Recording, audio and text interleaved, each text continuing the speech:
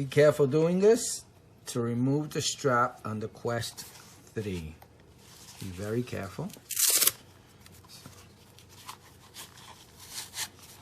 I'm pulling this out of that area there.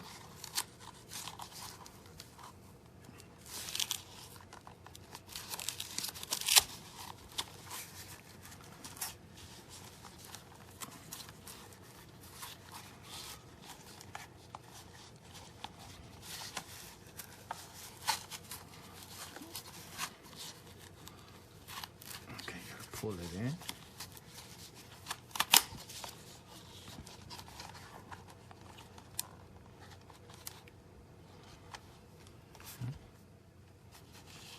To remove this end, you have to be really careful. Just get to this area right here only.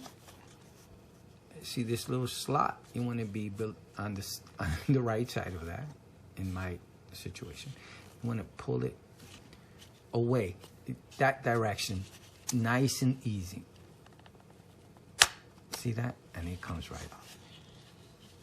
Okay, nice and easy. The other side, the same thing. Again, pull nice and easy, and that's it. And now it's strapless. And let's put the other one.